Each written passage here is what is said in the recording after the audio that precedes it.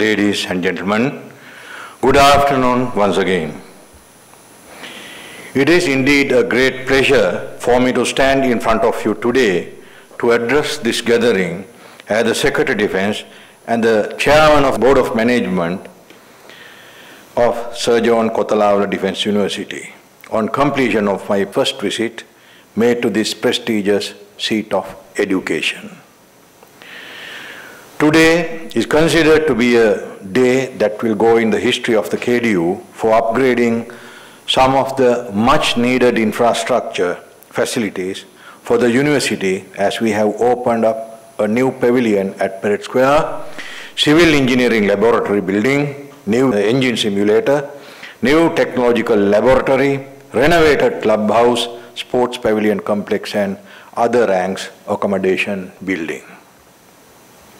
Indeed, as a prestigious seat of military and civilian higher education in Sri Lanka,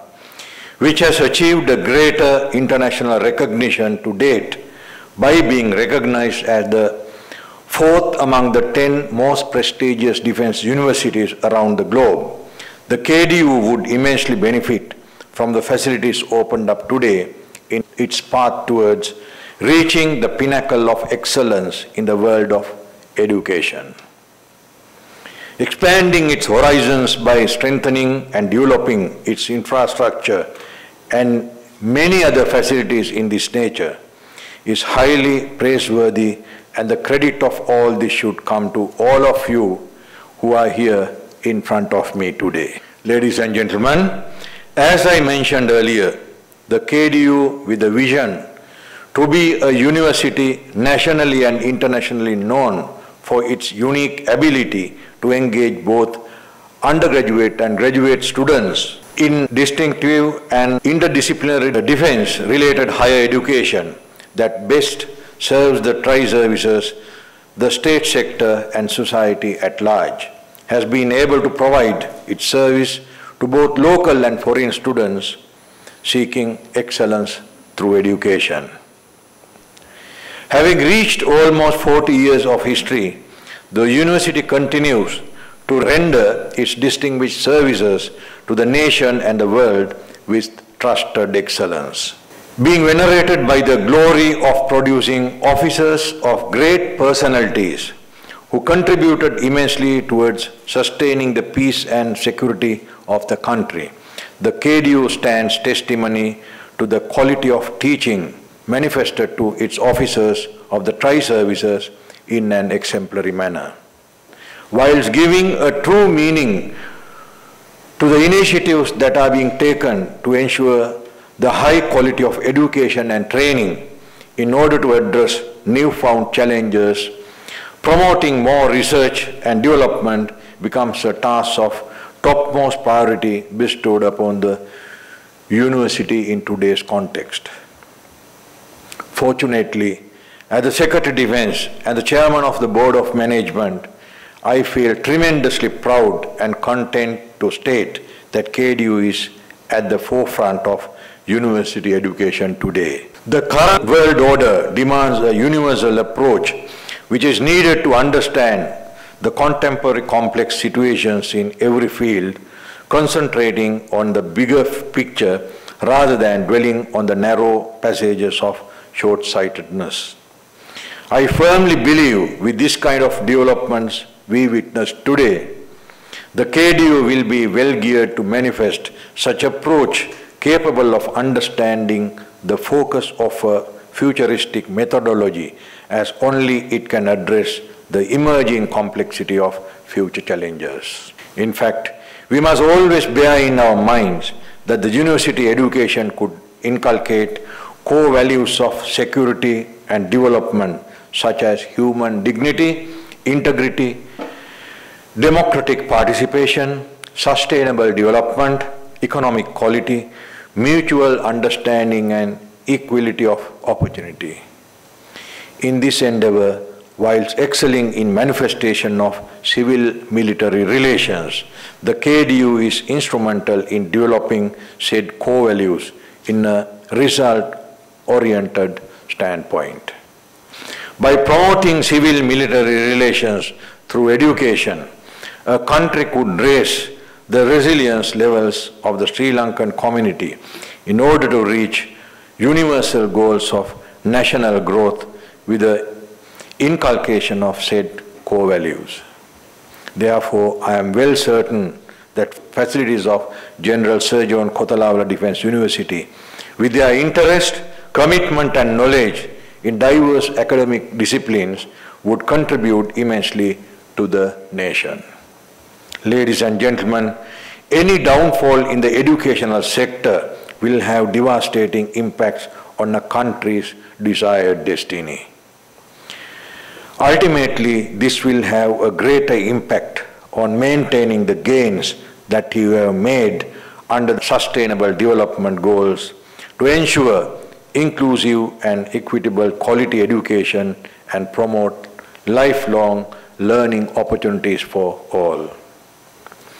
In a context where the education has been challenged by the COVID-19 pandemic, I am glad that the KDU had been able to overcome such challenges by continuing the education rendered by the institution without distressing its students over their academic journey. The students graduating from this prestigious institution, whether they are military or civilian, will showcase the success story of novelty and innovation of Kotalawala Defence University. Consequently, KDU would soon be taken as a model and a center for education by national and international universities, which has given its fullest to ensure Sri Lanka's sustenance of quality education. At this juncture, we all, myself,